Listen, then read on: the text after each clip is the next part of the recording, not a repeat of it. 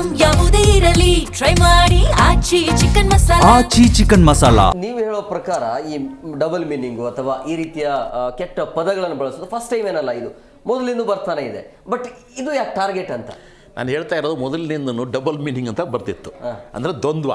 ಅದನ್ನು ಹೇಗೆ ತಿಳ್ಕೊಂಡಂಗೆ ತಿಳ್ಕೊಬೋದಾಗಿತ್ತು.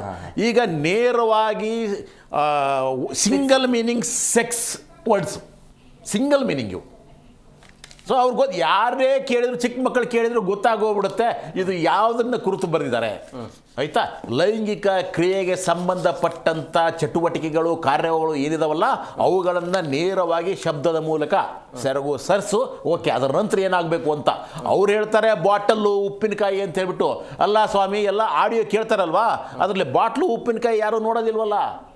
ಮುಂದೆ ಇದನ್ನು ಡಿ ಜೆ ಸೌಂಡ್ ಹಾಕ್ಕೊಂಡ್ಬಿಟ್ಟು ಗಣೇಶನ ಮುಂದನೋ ಅಥವಾ ಅನ್ನಮದೇವಿ ಮುಂದನೋ ಕುಣಿತಾರಲ್ಲ ಇವರು, ಅವರಿಗೆ ಕೇಳುವವರಿಗೆ, ಅಲ್ಲಿ ಕುಣಿಯುವವರಿಗೆ ನಿಮ್ಮ ಬಾಟಲ್ಲು ನಿಮ್ಮ ಉಪ್ಪಿನಕಾಯಿ ಗೊತ್ತಾಗೋದಿಲ್ಲ ಸ್ವಾಮಿ. ಅವ್ರಿಗೆ ಗೊತ್ತಾಗೋದೇನೋ ಅಲ್ಲಿರ್ತಕ್ಕಂಥ ಶಬ್ದಗಳು ಮಾತ್ರ. ಆ ಶಬ್ದಗಳು ಬಹಳ ಬಹಳ ಕೀಳು ಮಟ್ಟದ್ದಾಗಿದ್ದಾವೆ.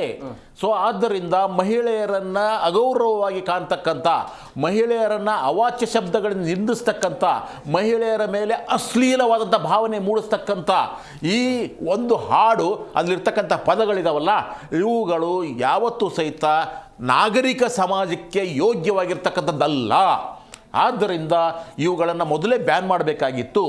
ಆದರೆ ಅದಕ್ಕೆ ಅವರ ಉದ್ದೇಶ ಇಷ್ಟೇ, ನಾನು ಏನು ಮಾಡ್ತೀನೋ ಗೊತ್ತಿಲ್ಲ, ನನ್ನ ಸಿನಿಮಾ ಸಕ್ಸಸ್ ಆಗಬೇಕು. ಆದ್ದರಿಂದ ನಾವು ಸಿನಿಮಾ ಲ್ಯಾಂಗ್ವೇಜಲ್ಲಿ ಒಂದು ಶಬ್ದ ಇದೆ, that is called anti publicity ಅಂತ. ಅಂದ್ರೇನು? ನಕಾರಾತ್ಮಕವಾದಂಥ ಪ್ರಚಾರ.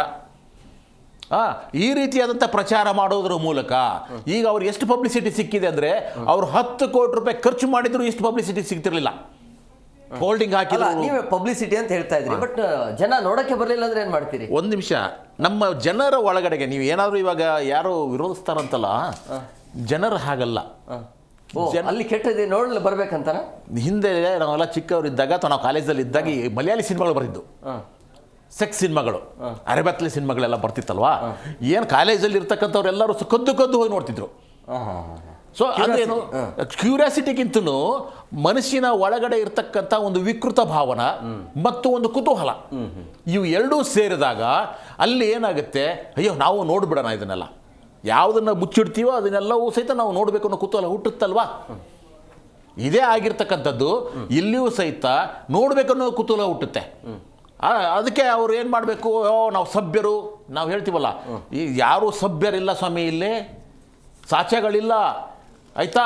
ಸೊ ಆದ್ದರಿಂದ ಮನಸ್ಸಿನ ಒಳಗಡೆ ಒಬ್ಬ ಮೃಗ ಇದ್ದಾನೆ, ಮನಸ್ಸಿನ ಒಳಗಡೆ ಒಬ್ಬ ವಿಕೃತ ವ್ಯಕ್ತಿನೂ ಇದ್ದಾನಲ್ವಾ, ಅವನು ಎಚ್ಚರಗೊಳ್ತಾನೆ. ಯಾಕಂದರೆ ಇಂಥ ಹಾಡುಗಳು, ಇಂಥ ಪದಗಳು ಜನರನ್ನು ಪ್ರಚೋದಿಸ್ತವೆ. ಅದರಲ್ಲಿಯೂ ಯುವಕರನ್ನು ಹೆಚ್ಚು ಹೆಚ್ಚು ಪ್ರಚೋದನೆಗೆ ಒಳಗಾಗುತ್ತೆ, ಉನ್ಮಾದಕ್ಕೆ ಒಳಗಾಗುತ್ತೆ. ಅರೆ ಏನಿದ್ರಿ ಇಂಥವೆಲ್ಲ ಶಬ್ದಗಳಿದ್ದಾವೆ, ಇಂಥ ನೃತ್ಯ ಇದೆ, ಇಂಥದ್ದು ಇದೆ, ಏನು ಅಮ್ಮ ಹಂಗೆ ಡಾನ್ಸ್ ಮಾಡ್ತಾಳೆ, ಸರಿಯಾಗಿ ಬಿಸ್ತಾಳೆ ಎತ್ತಾಳೆ, ಇನ್ನೂ ಏನೇನು ಬಿಚ್ಚಿದಾಳೆ ಗೊತ್ತಿಲ್ಲ, ನಡ್ರಿ ಹೋಗೋಣ.